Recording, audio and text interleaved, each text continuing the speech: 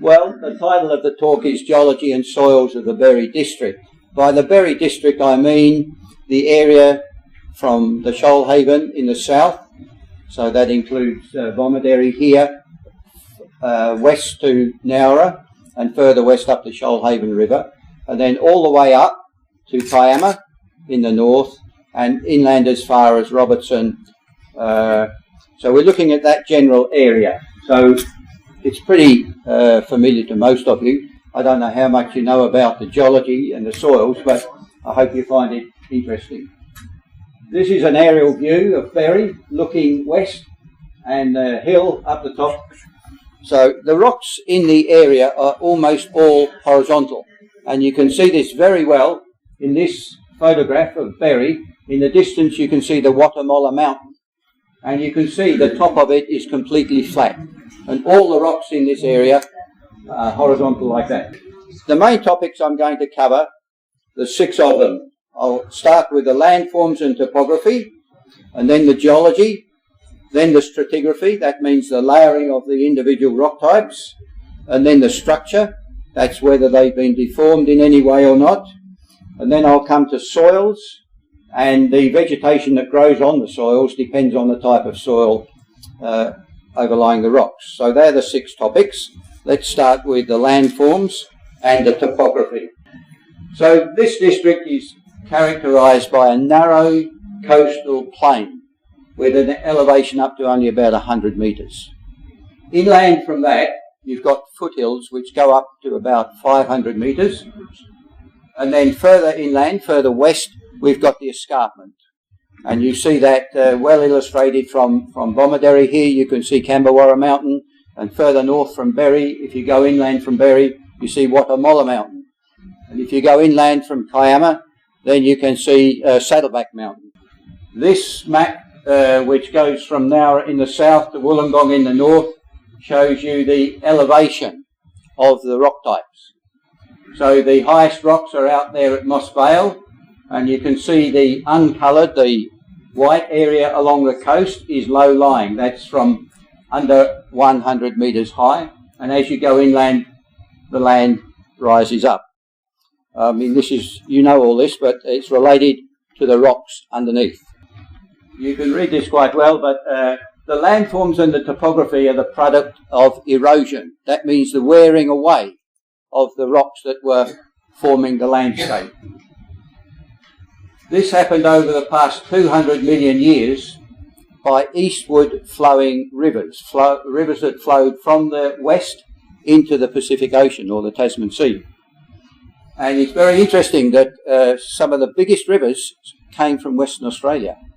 If you look at the history of Australia, the geological history of Australia, the rivers that flowed into the Tasman came from as far away as WA. And we know this because the sand that forms the rocks on the seabed is typical of the granites of Western Australia. The soft rocks, such as shales, claystones and coal seams. Now, a shale is a muddy rock. A claystone is a rock which is hardened clay. And coal, well, you know what coal is. It comes from the decomposition of vegetation, of trees, of forests. These are very soft and they quickly erode and get worn away. And these occur on the coastal plain and the lower foothills. As you go further inland, we get much, much harder rocks. And these get up to about 700 metres high above sea level. And these are harder rocks, mainly sandstone, what they call the Hawkesbury sandstone. Hawkesbury sandstone occurs all the way up the coast as far as Newcastle and all the way inland as far as the Blue Mountains. So this is very hard, resistant rock and forms high hills and the escarpment.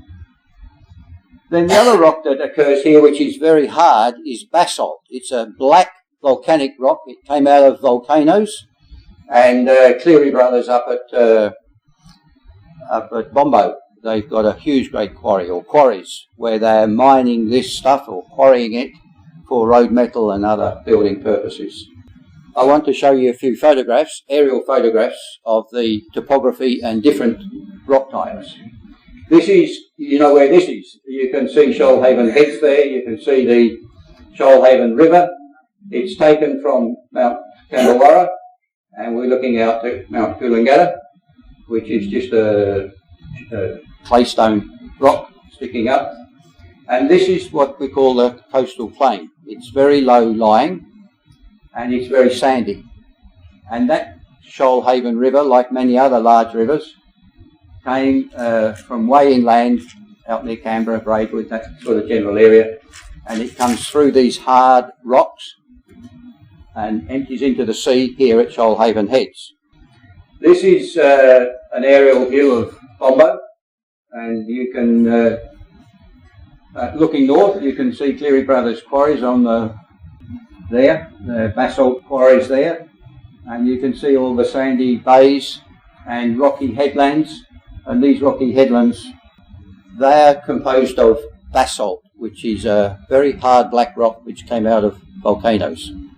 This is from more or less above Berry, looking inland to what's known as Wedding Cape Mountain or Mount Guatemala.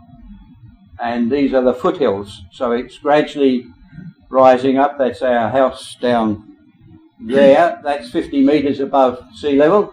And Mount Guatemala at the top is about 700 metres, 2,100 feet.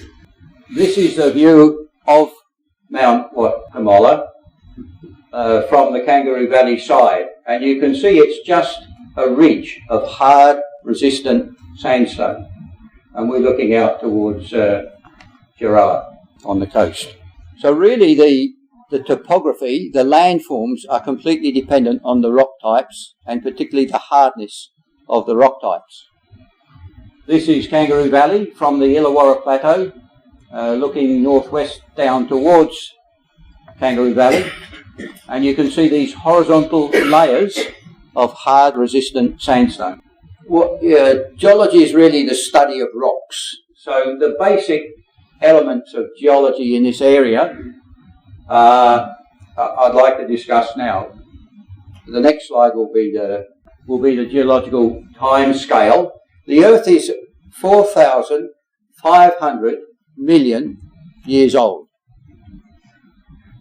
and the rocks in this area are only about, the oldest rocks in this area are only about 350 million years old. So they're relatively recent in relation to the Earth's history. I'm going to use the word stratigraphy quite a bit.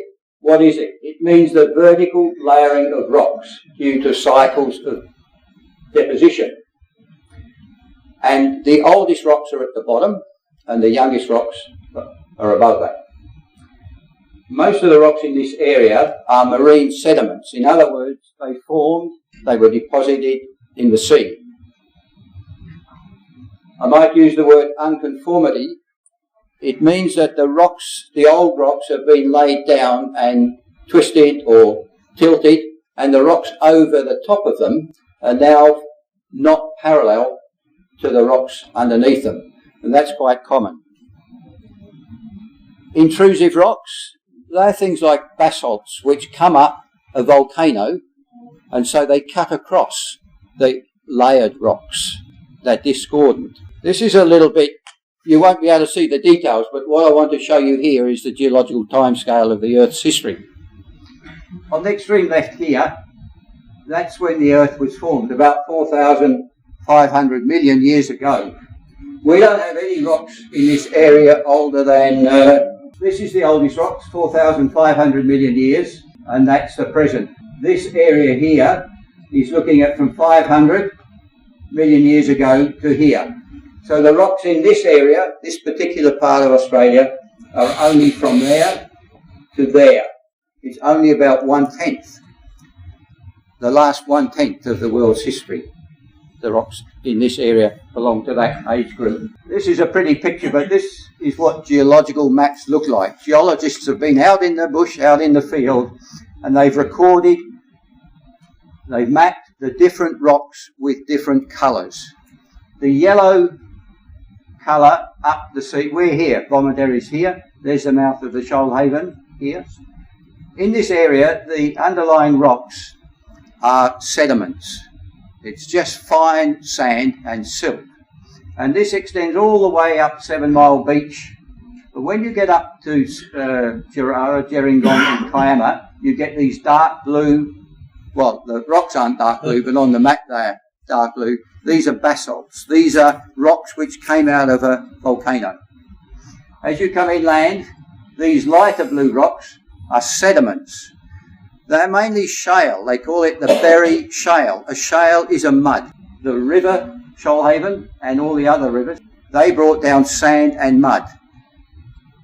They're always bringing down very fine particles of silt, of mud, but in floods they've got more velocity, they flow faster and they bring down coarser sand. The oldest rocks, the Devonian rocks, which are about 400 million years old, occur in the bottom of the Shoalhaven Gorge. This is a cross-section of the area from Kiama inland up to barren grounds. There's Saddleback Mountain there. And you can see what it's showing is that all the layers of rock of different ages are all horizontal. They were all laid down on a seabed, with one exception, and that is this volcano here. This is the neck, what they call the neck of a volcano. It's a circular area up which magma, which means hot molten rock, it came up that vent and then spread out over the existing land surface. And you can see this in places like Bombo. You can see a lot of basalt, black, hard volcanic rock there. Those different layers have got different symbols by them. They identify the rocks as being different horizons, different layers. And later on, when I'm talking about the soil formed by different rocks is different. You get sandy soils, you get clay soils, you get basaltic soils, and what you want to grow in your garden depends very much on the type of soil that you've got. There's a lot of detail here. I don't want to go into too much detail, but if you want to look at any of this information or ask questions afterwards, you can have a closer look. The oldest rocks, number one, the oldest rocks are Devonian. They're 415 to 316 million years ago. That's when Australia was part of what is called Gondwana land. You've probably heard that name. It was the southern continent. There were two continents, one Eurasia in the northern hemisphere and one Gondwana land in the southern hemisphere, centred around the Arctic Circle. The Arctic Circle. 60 million years ago, Berry and Bomaderry were down at the South Pole, very, very close to the South Pole. In the last 60 million years, Gondwana land has split up. South America, South Africa, India, Australia and New Zealand. And they're all moving north, still are.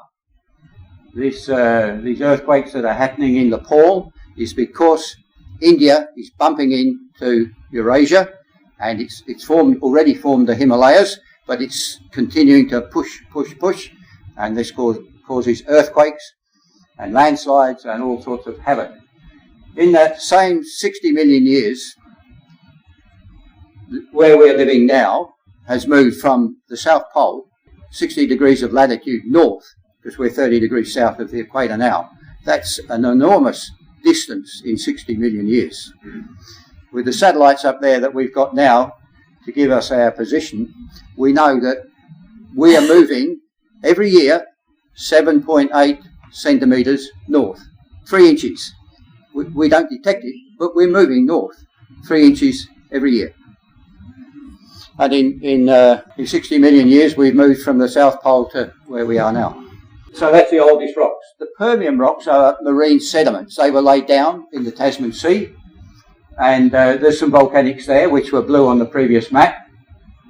And the next youngest rocks going up in the on the tops of the mountains, Mount Cambawarra, Guatemala Mountain, they are the Triassic marine sediments on the upper escarpment and the plateau.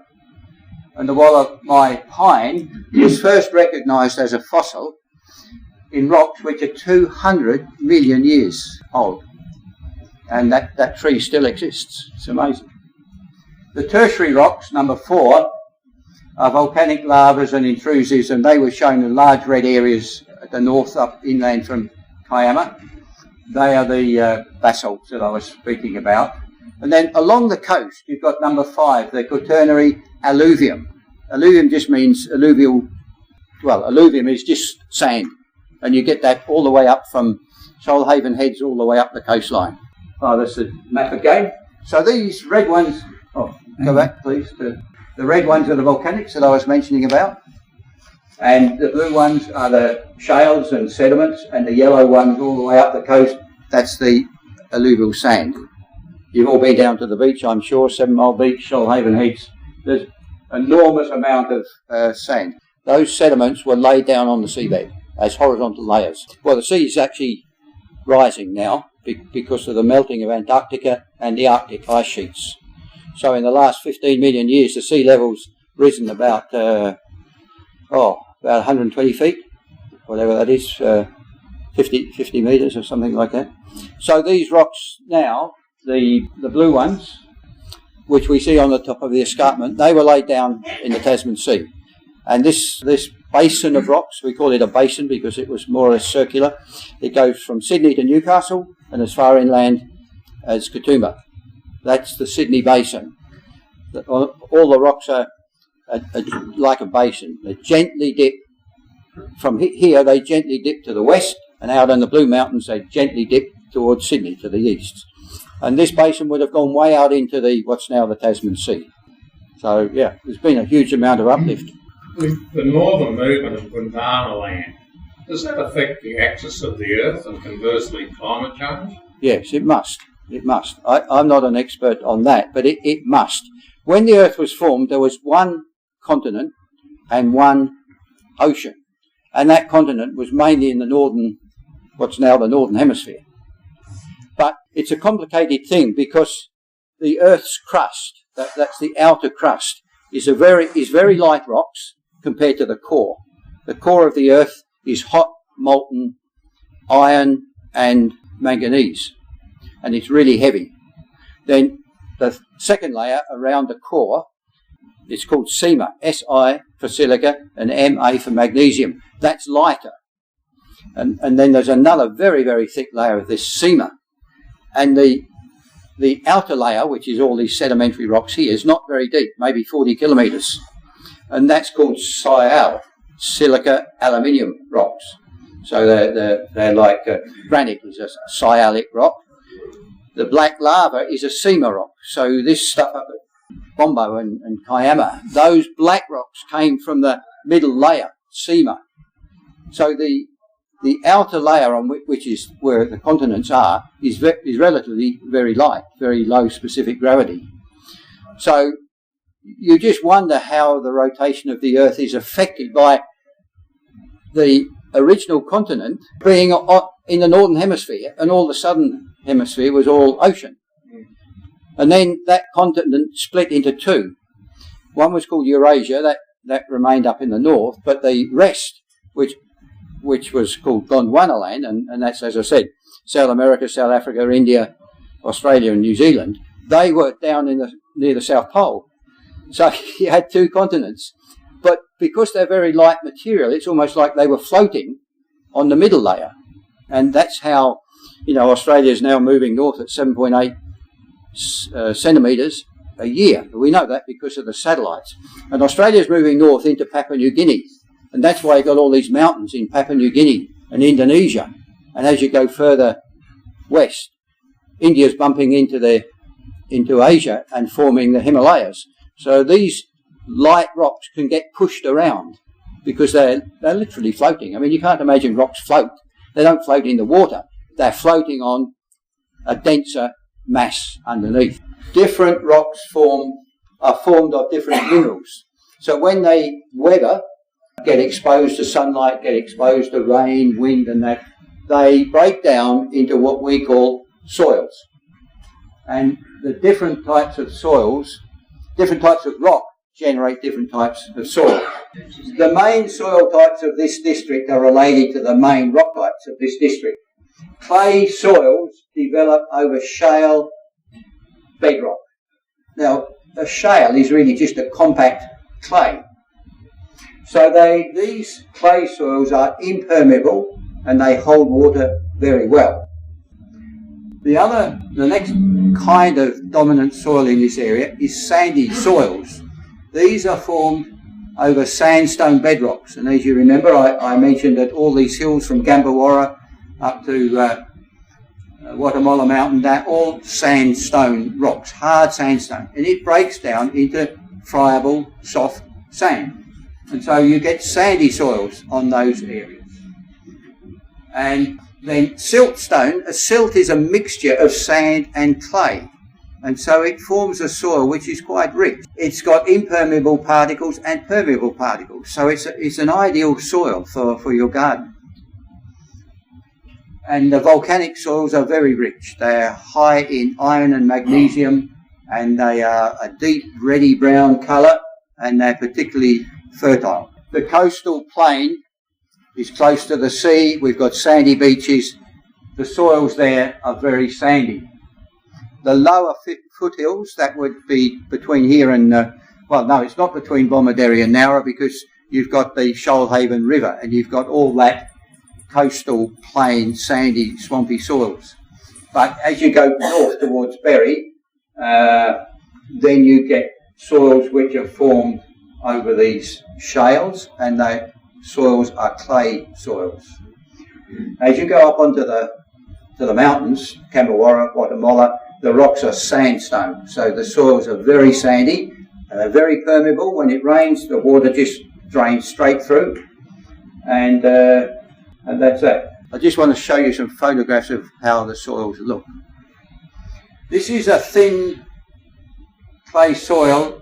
Just as you go out of Berry, you climb up a hill. There's a road cutting on the right hand side. It was excavated or widened a few years ago, and this was taken quite a while ago. You can see the bedding in the clay, in the shale rock, and you can see the horizontal layering. They are different layers of clay. The soil is very thin, not even a foot thick in this particular area, and so the trees that are growing on it are very stunted, not very tall, maybe 2 metres high. So that's a clay soil. This is a rich volcanic soil. The rock is black, but when it weathers, iron gives the rock a black colour, but iron will oxidise to iron oxide, which is a red coloured mineral. And this is the soil. It's very deep. It's that hammer's about a foot long, and so you've got 2 or 3 feet of very rich volcanic soil. Beautiful pasture land on volcanic soils. This is a very thin soil on the Hawkesbury sandstone. It's taken up on Mount Guatemala, but you can go up Mount Cambawarra and you can see the same type of soil. It's very rocky. It's not very rich, so the trees again are very short and not very tall. It's hard to see, but the sandstone has many joints in it, so trees can grow on the sandstone quite well because their roots can go down the joints or the cracks in the rock. Well, thanks for the invitation. I hope you found that interesting. I'll be very happy to try and answer some queries if you've got any questions. Well, all the rocks here, all the rocks except the volcanics, were formed in the sea.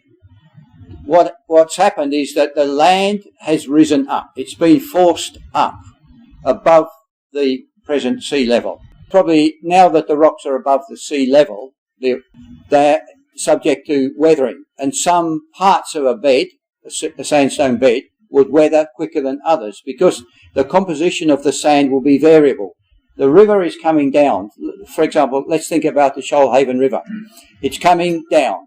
It's full of sand particles. It's carrying clay particles. The composition of that sandstone, which is forming out in the Tasman Sea, will vary quite a bit. When you get a flood, you get a lot of mud and coarse stones, all jumbled up, all coming down when a river's in flood. It's a real jumbled up mixture.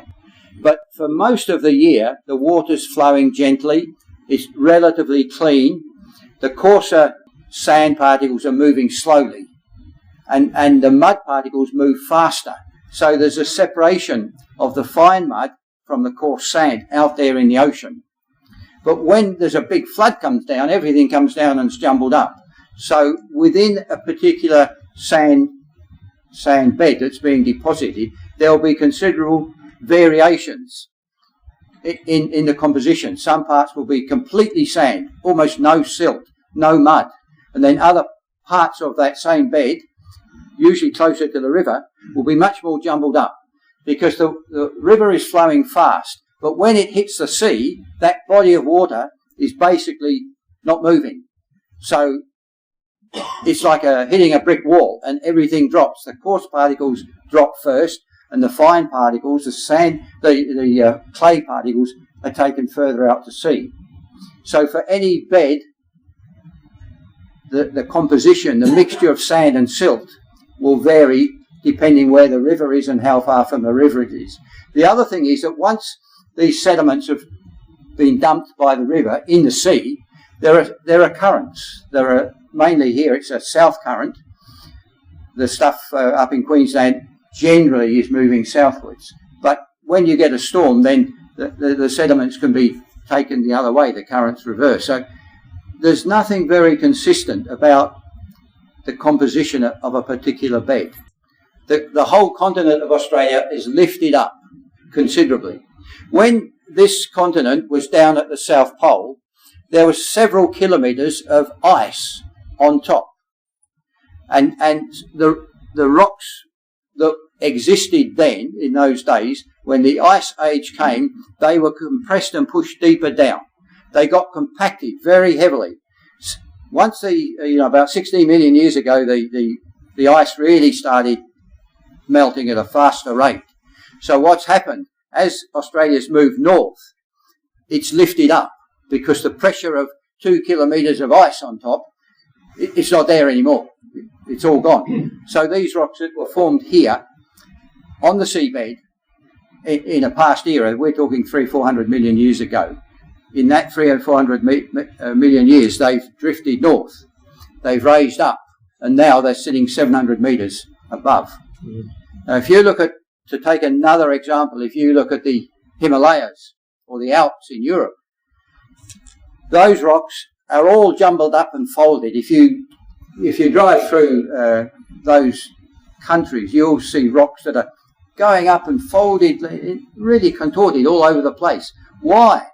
Because Africa is bumping into Europe, because Australia is bumping into Indonesia. And what happens is, when two things hit like that, something has to give.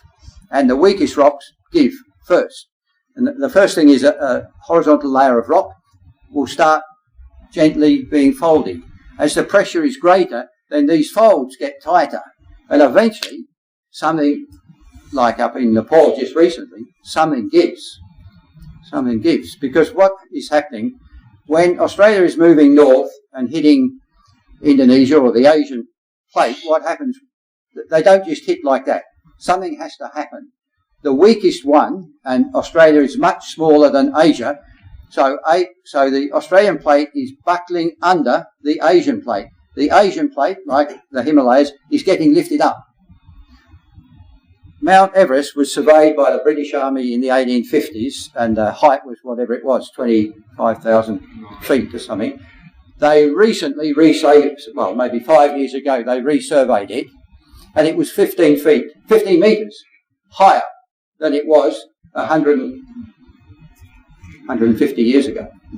And people said, blooming surveyors, they had poor instruments, blah, blah, blah. No, they didn't. They did closed circuit surveys.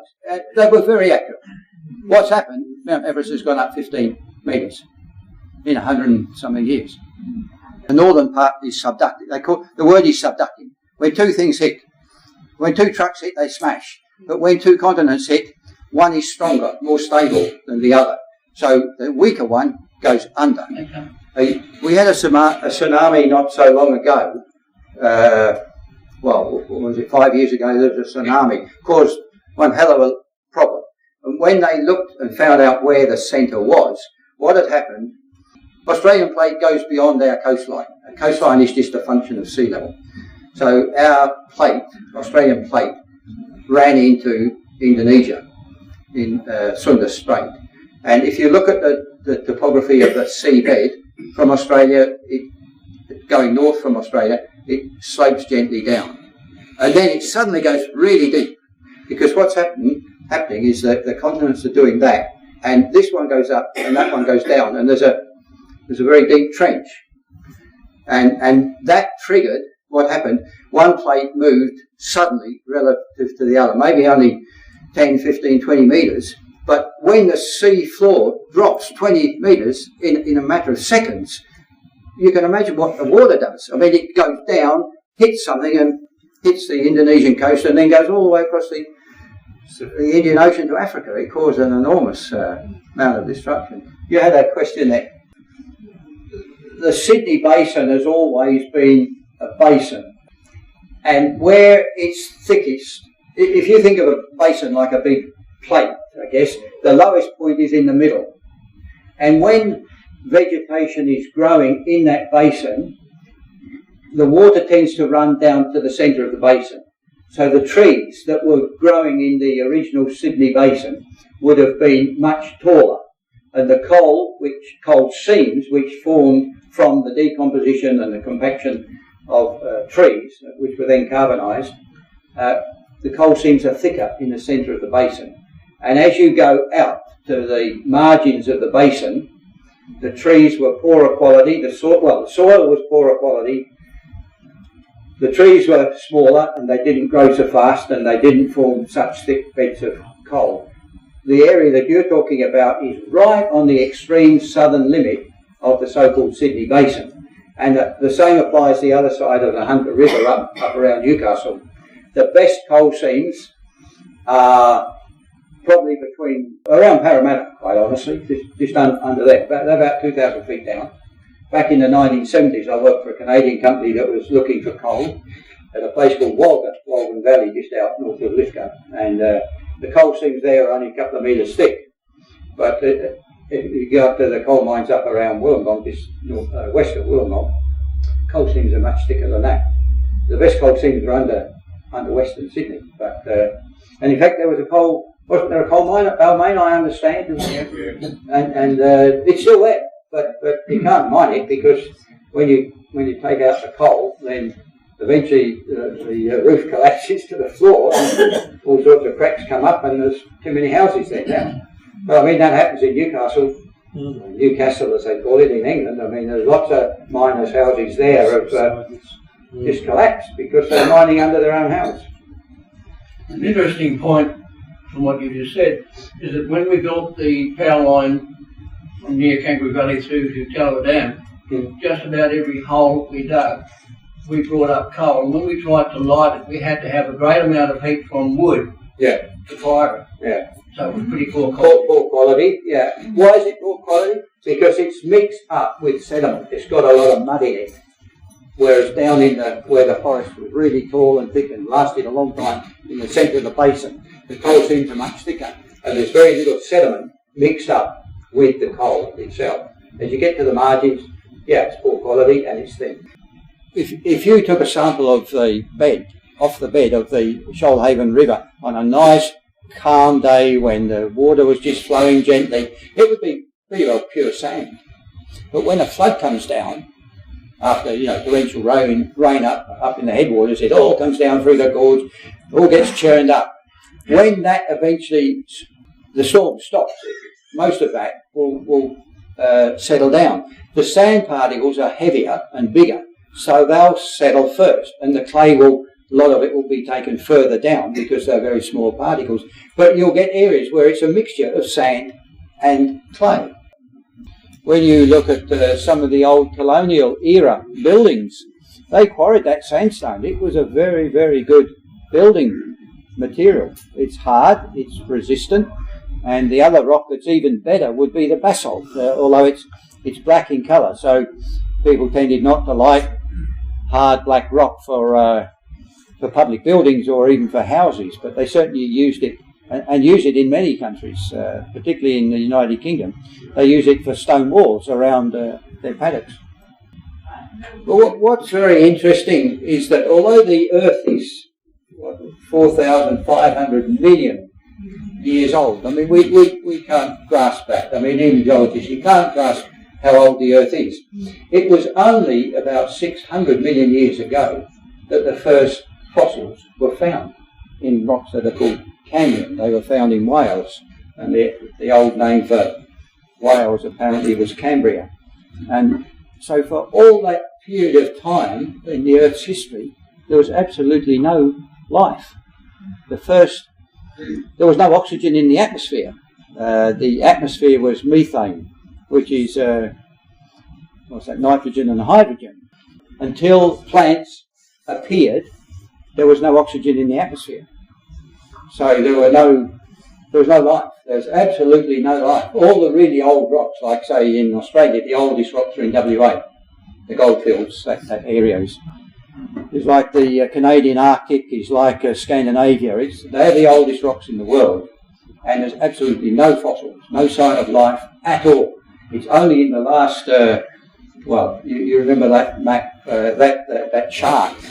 It's relatively recent. It's only in the last 10% of the Earth's history that there's been plants and animals, and hey, we haven't been around very long either, have we? Roy, on behalf of Shoalhaven Probus, I'd like to thank you so much for informing us on all that information. I mean, it's quite mind-boggling, actually, isn't it? You're talking about soils and years that we've been here, and the plates and everything, and it's just marvellous. We have a little gift here. It was made by one of our members, Gordon Elford, and it might sort of support you in your writings. Thank you. Yeah, all the best. Oh, it's a pleasure, and thank you for inviting me. It's a pleasure.